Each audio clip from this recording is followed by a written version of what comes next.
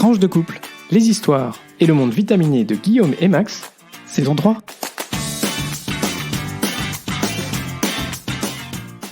Bonjour, bonsoir, nous sommes Guillaume et Max et on vous souhaite la bienvenue dans ce 16e épisode de la saison 3 de Tranche de couple, épisode qu'on a choisi d'intituler l'épisode délocalisé, parce qu'on l'enregistre, une fois n'est pas coutume, depuis Lyon. Comme d'habitude, on vous invite à vous abonner à ce podcast pour être notifié des nouveaux épisodes diffusés le lundi tous les 15 jours. On se retrouve entre-temps aussi sur notre page Facebook et sur notre compte Twitter, toujours tranche, le chiffre de couple comme le nom du podcast, ou par email sur tranchedecouple@gmail.com. Et on salue Domiti qui est notre voisine d'enregistrement aujourd'hui. Elle ne voudra pas parler, mais néanmoins, elle est là. Elle est là. Alors, et puis on lui souhaite un bon anniversaire du coup. Ah oui, tiens, et bon anniversaire Max aussi et Domiti. Ah ouais, j'ai de la chance, je suis entouré par 2 personnes qui fêtent leur anniversaire aujourd'hui. Chouette ça.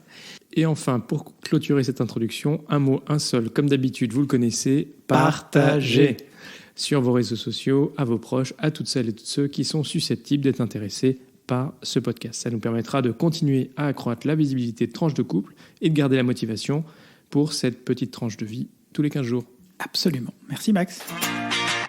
On commence par la rubrique Actu comme d'habitude. Mais on se délocalise absolument pour cette première rubrique Actu. On va retourner un peu vers l'Église catholique allemande, dont on a déjà parlé dans le passé dans un précédent podcast sur encore l'ouverture de certaines églises, notamment au Benelux, en Autriche ou en Allemagne, sur les droits à l'écoute et des églises plutôt de terrain, notamment en ce qui concerne les personnes LGBT.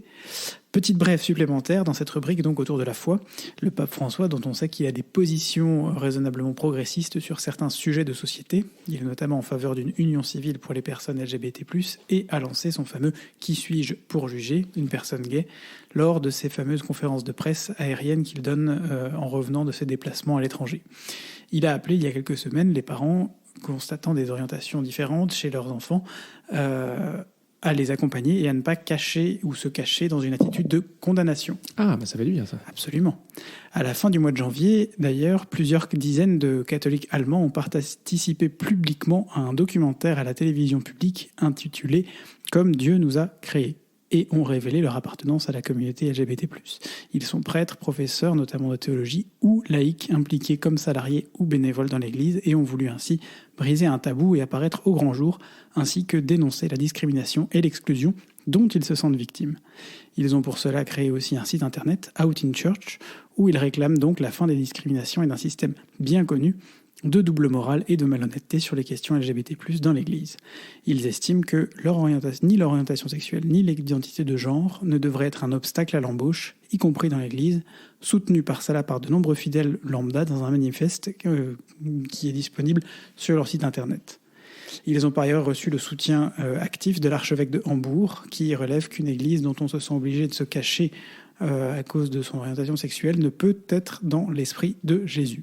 Alors évidemment, la question qui se pose pour l'ensemble de l'Église catholique n'est pas seulement celle du travail, mais plus largement, et on a déjà insisté là-dessus dans ce podcast, celle de la morale sexuelle et de l'hypocrisie qui y règne.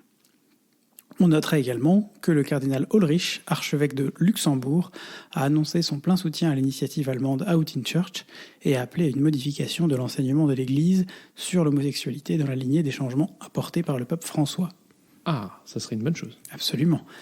Un article du site 4.ch rappelle à toutes fins utiles que le cardinal Ulrich occupera par ailleurs un rôle clé dans le synode prévu à Rome à l'automne 2023 comme rapporteur général. Espérons que l'Esprit Saint descende sur lui et permette effectivement de faire enfin évoluer cette question au-delà des seuls particularismes nationaux que l'on connaît en Europe. Très bonne chose. On espère qu'effectivement, ça sera le cas. Alors, pour la deuxième rubrique, pour le deuxième sujet de notre rubrique Actu, je voulais revenir à nouveau sur le sujet que vous connaissez, qui nous préoccupe depuis un peu plus d'un mois et 2 jours maintenant, la guerre en Ukraine. Les campagnes de bombardement sur les villes ukrainiennes, et en particulier Mariupol, sont extrêmement choquantes et meurtrières. Toutes nos pensées vont au peuple ukrainien, à ceux qui défendent leur territoire et leur liberté. Et c'est notamment une partie importante de la population LGBTQ+, qui s'est engagée volontairement pour défendre l'Ukraine, comprenant qu'il en allait de leur survie et de leur capacité d'être ceux qu'ils sont dans leur pays, car si l'Ukraine tombait ou devenait un territoire russe ou sous influence russe, naturellement, ce serait impossible pour ces personnes d'être eux-mêmes. Et nos pensées vont bien sûr aussi à tous les déplacés, les réfugiés et tous ceux qui, d'un petit ou d'un énorme geste, les accueillent, les soutiennent. Alors aujourd'hui, on voulait revenir sur la guerre de la communication. On vous en avait parlé dans notre premier épisode. Cette guerre fait l'objet d'une véritable guerre de l'information et de la communication. Et vue d'Europe, l'Ukraine est vraiment en train de la gagner. Alors cette nuance, vue d'Europe, est importante, car elle occulte une autre réalité dans d'autres régions du monde, où la Russie a lancé des campagnes de désinformation très fortes pour justifier ses actions et mobiliser les nationalismes. Les zones les plus ciblées sont les BRIC. Alors en fait, les BRIC, c'est Brésil, Russie, Inde, Chine et Afrique du Sud, l'Afrique et l'Asie. On voit vraiment un fort contraste avec ce qui se passe dans l'Occident. On a trouvé une infographie très intéressante qu'on vous diffusera sur nos réseaux sociaux qui montre que la campagne de désinformation et d'influence russe vise à mobiliser les courants anti-occidentaux, les nationalismes, la solidarité entre pays émergents et une critique finalement de ce qu'ils appellent l'hypocrisie occidentale, l'expansionnisme de l'OTAN.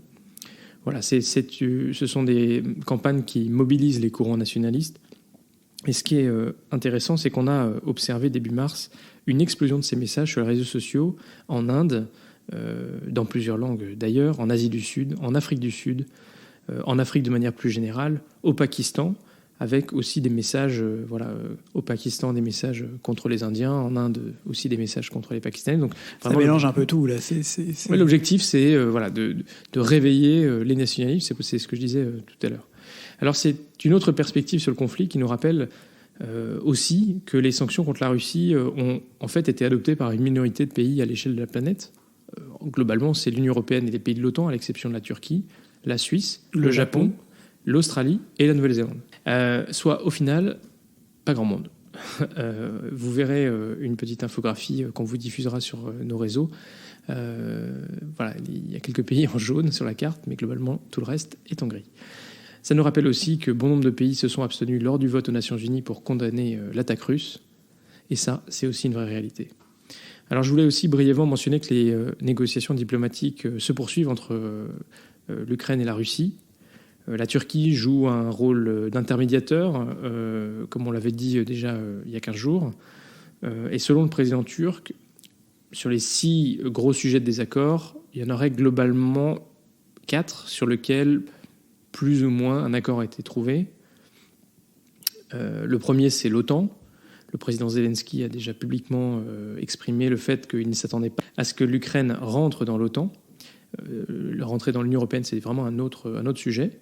Le désarmement partiel, une sécurité ou des garanties de sécurité collective et la langue russe. Certainement pour qu'elle reste autorisée en Ukraine, mais en fait ce qui était déjà le cas, puisque l'Ukraine est un pays où on peut parler la langue que l'on veut.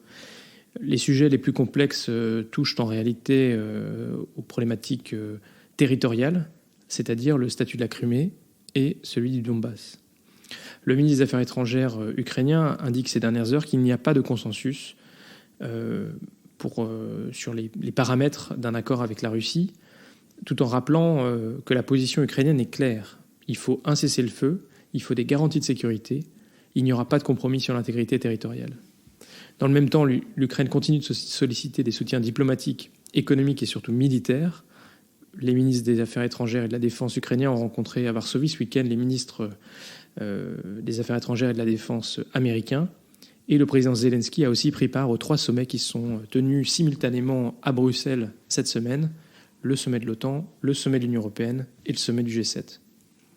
Voilà ce qu'on peut vous dire sur cette petite tranche concernant le conflit en Ukraine, tout en sachant que vous observez ça certainement aussi de très près. Si vous êtes sur les réseaux sociaux, effectivement, vous voyez passer un certain nombre de choses. Comme d'habitude, on ne saurait que vous conseiller de toujours aller à la source de ce que vous lisez, observez et communiquez. Voilà, alors on passe à la rubrique Belgitude, et une fois n'est pas coutume... C'est Max qui nous fait la rubrique Belgitude aujourd'hui. Tu vas nous parler, Max, du Schumann Show. ou comment, par l'humour et la dérision, on fait connaître l'Union européenne. Même si ça reste quand même pas mal de private joke. Oui, alors en fait, le Schumann Show, c'est une initiative d'anciens stagiaires ou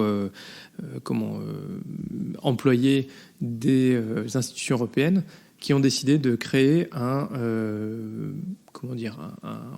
spectacle autour de l'humour qui est vraiment centré sur des scènes des institutions européennes, qu'il s'agisse du Parlement, du Conseil, des autres institutions. Et en gros, ils font des sketchs pour à la fois un petit peu se moquer de certaines situations ou de certaines positions de l'Union européenne, mais aussi finalement un peu pour apporter cette touche de comique qui finalement est nécessaire et qu'on rencontre un peu partout. Alors Guillaume et moi sommes allés cette semaine à une soirée du Schumann Show et c'était notre première fois. Alors visiblement ils font ça à peu près tous les mois. C'était assez marrant parce que c'était très dans l'actualité, à la fois sur tout ce qui s'est passé depuis le début de la guerre en Ukraine, et on sait que il y a beaucoup de décisions majeures qui ont eu lieu et de positions qui ont fait évoluer une Union européenne qui était un peu vue comme très soft jusqu'ici. Mais que pour la première fois, la Commission européenne n'était pas very concerned about the situation in Ukraine. C'est ça, parce que la grande reproche qu'on peut faire à l'Union européenne, qui se dit, et la Commission en particulier, une commission géopolitique, c'est qu'elle affiche sa préoccupation, en général, sur un certain nombre de sujets, plutôt qu'être dans l'action. Et on peut voir que ces 6 dernières semaines, l'Union européenne a plutôt été dans l'action, et ça, en tout cas, ça n'a échappé à personne. Alors, dans le show, bien sûr, on nous a présenté des personnages, des caricatures d'Emmanuel Macron, d'Angela Merkel, ou alors d'un certain nombre de députés ou de commissaires européens. Venu de nulle part, quoi, Angela Merkel. Et c'était assez bien vu quand même. Ah oui, c'était très bien vu. Mais la limite de ce truc-là, c'est que c'était quand même, comme tu le disais, un peu de la private joke. Et donc, en gros, on avait un peu l'impression que si on n'était pas dans l'environnement européen, c'était peut-être un peu plus difficile de comprendre les blagues et les références. C'est ça, c'est un peu ce qu'on a compris. En plus, c'était en anglais, donc ça fait deux choses qui font que c'est pas réservé forcément, c'est pas ouvert forcément à tous les publics, mais on s'amuse quand même pas mal. Et il vous faut juste quelqu'un pour traduire à côté si jamais vous n'avez pas les sous-titres. Et il faut dire quand même que le public, comme disait Guillaume, était quand même principalement composé de ce qu'on appelle les eurocrates, ou alors de gens qui tournent de la bulle. Des eurocrates commissionnaires, parce que à Bruxelles, on parle toujours des eurocrates, mais en fait, vous avez différentes catégories d'eurocrates aussi. Vous avez les eurocrates place du luxe, qui sont plutôt les employés du Parlement. Vous avez les eurocrates commission, qui traînent plutôt côté Schumann et au Schumann Show, manifestement. Et puis, vous avez les eurocrates conseil, mais eux, ceux-là, on les connaît pas trop, hein, Max. Mais il y avait des fonctionnaires ou des employés des différentes institutions, même du comité des régions. Voilà, en tout cas, ils ont l'ambition d'essayer... C'est quoi, c'est le comité des... Ah non, on n'a pas le temps. Ils ont l'ambition d'être un peu plus visibles et notamment peut-être de diffuser une partie de leur show sur YouTube, visiblement. Donc, si vous avez l'occasion, en tout cas, ou si vous êtes à Bruxelles, allez les voir parce que honnêtement, on a passé un très bon moment. Le vin à la buvette était dégueulasse, mais c'était pas ça le cœur du sujet. On a beaucoup ri et en tout cas ça fait du bien à la fois de ressortir et à la fois de rire. Voilà. Donc c'était un petit côté belgitude d'un côté de la Belgique qui est un petit peu particulier, hein, celui du monde de l'Union européenne, y compris par ces spectacles en anglais tournés autour de l'Union européenne. Merci Max. Vite couple, nous voilà dans notre cette deuxième rubrique. Deuxième rubrique, absolument, de notre podcast. Après vous avoir donné un peu d'actualité générale, on va vous donner notre actualité. Alors ce matin, pour la première fois... Guillaume est allé donner son sang. Ah oui, c'est vrai. Pour toi, c'était pas la première fois. Et non. Bah oui. Mais c'était la première fois depuis très longtemps, probablement autour de 2006, la dernière fois que j'ai donné mon sang, puisque comme vous le savez, les règles en France, jusqu'à il il y a un mois ou quelque chose comme ça. Jusqu'à il y a 10 jours. Jusqu'à il y a 10 jours, faisait que les personnes ayant des relations avec des personnes de même sexe ne pouvaient pas donner leur sang. Et donc, par défaut, voilà, on était privé de donner notre sang, alors même que... on aurait pu le faire aussi. Il y en a qui le font. Après, moi, je vais toujours considérer que, fait, oui. Par principe, par honnêteté, et par honnêteté intellectuelle, et par...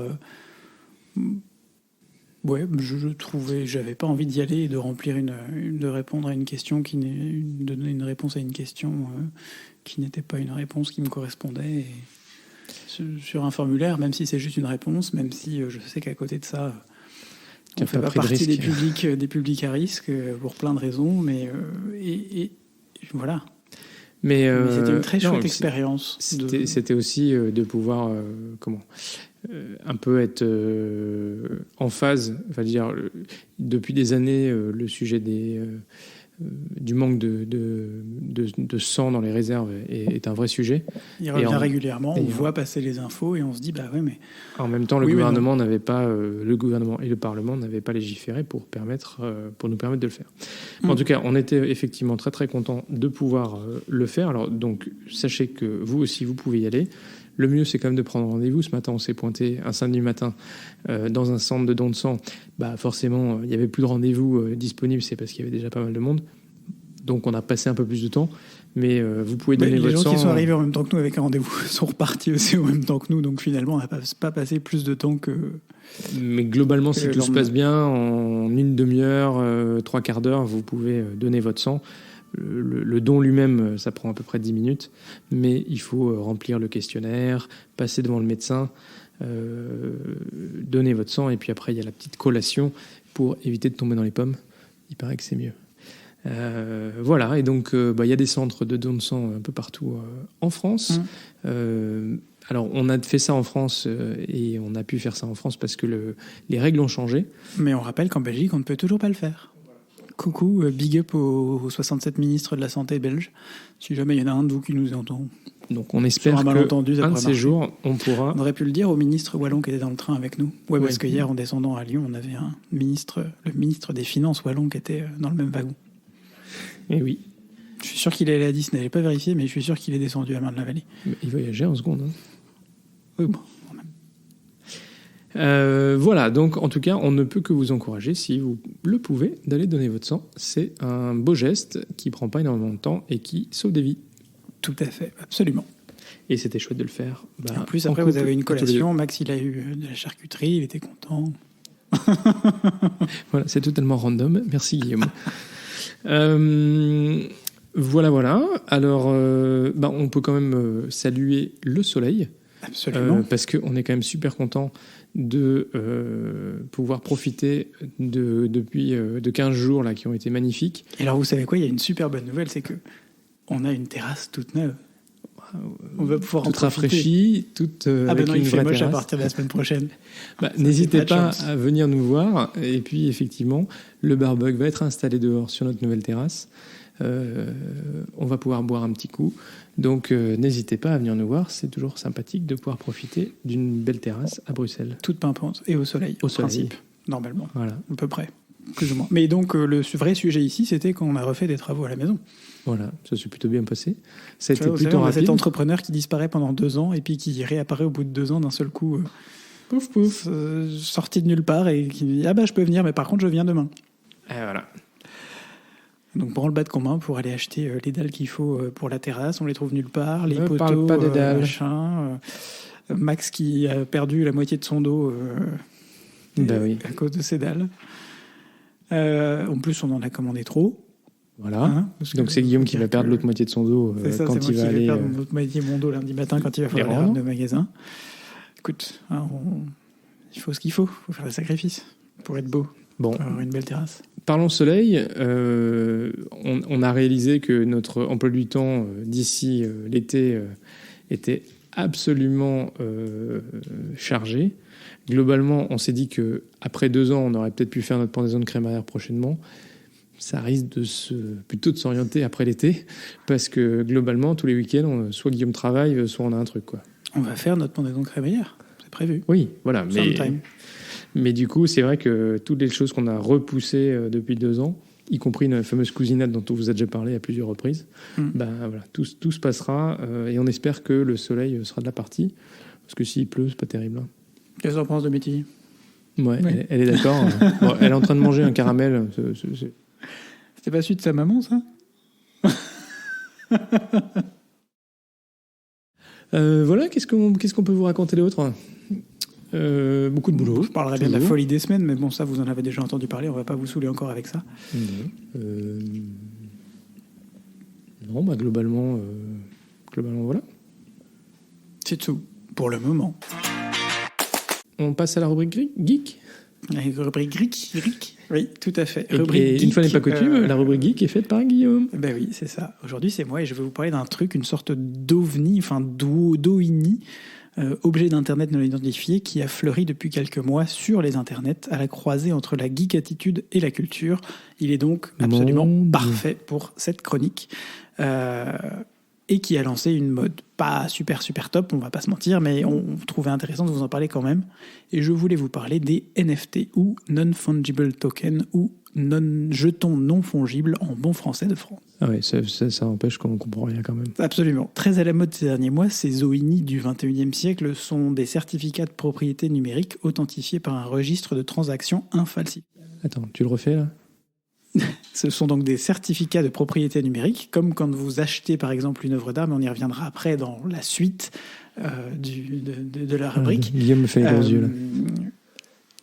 Comme quand vous achetez une œuvre d'art, vous avez droit à un certificat. Et bien là, c'est pareil, vous achetez quelque chose et vous avez droit à un certificat de propriété. Par contre, ce que vous achetez, c'est quelque chose une œuvre d'art virtuelle. Encore plein de gros mots pour commencer, et comme on dit en Belgique, on n'est pas rendu. Le principe, c'est donc de vendre une œuvre d'art comme on la vendrait dans une salle des ventes, sauf qu'il ne s'agit pas d'une œuvre physique, mais bien d'une œuvre virtuelle. Pas de cadre, pas de matière première, pas d'accrochage pour ces NFT, donc, mais un bien virtuel qui, comme pour le Bitcoin, possède une valeur d'achat liée à de coûteux calculs effectués jour et nuit par des serveurs qui garantissent par ailleurs l'authenticité de cet achat. Faut juste pas qu'il y ait une coupure de courant, quoi, du coup. C'est ça, absolument. C'est via ce qu'on appelle la blockchain. Mais je pense qu'on vous reparlera peut-être de la blockchain à l'occasion.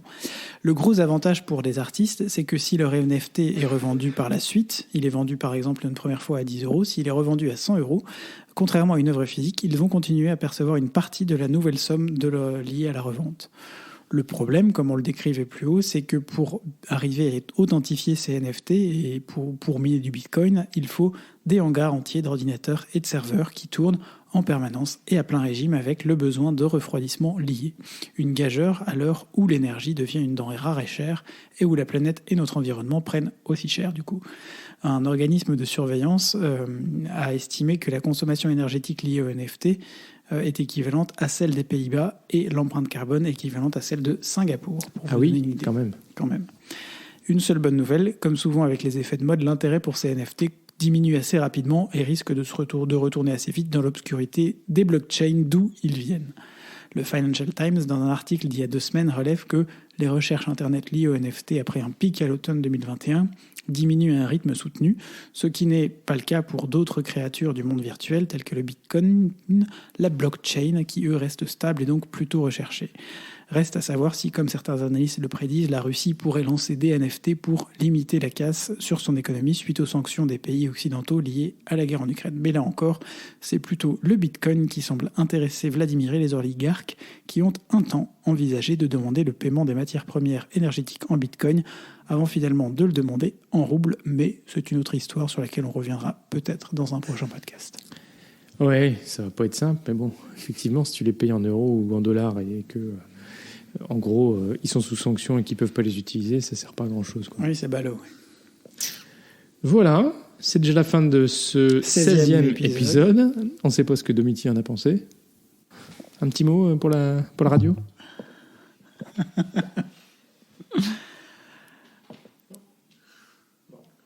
C'était bien quand même ? Ouais, bon. Ah, c'est très bien. Si ce podcast vous plaît, faites le découvrir autour de vous et n'hésitez pas à mettre une note sur Apple Podcast, mais aussi un demi-tille sur Spotify, où vous pouvez aussi mettre une note. Alors prenez juste 2 minutes pour le faire, ça aidera à lui donner de la visibilité, à nous donner du courage et à nous donner l'envie de continuer à l'enregistrer. Et si, en plus de la note, vous nous mettez un commentaire sympa, ça aidera aussi à ce que d'autres se disent « Ah bah tiens, je vais peut-être cœur écouter. » sur vous. Voilà. Et comme d'habitude, vous pouvez aussi mettre un like sur YouTube. Ou un pouce bleu sur Facebook. Et surtout, partagez. Voilà, ce podcast est diffusé le lundi tous les 15 jours. On vous le dit en intro et en conclusion si jamais vous n'aviez pas été jusqu'au bout. Redites-nous, quand est-ce qu'il est diffusé ? Le lundi tous les 15 jours. Le midi ? Et pour les plus pressés, le dimanche soir. Alors d'ici au prochain épisode, portez-vous bien. Prenez soin de vous. Gros bisous. Et à très vite pour de nouvelles tranches vitaminées.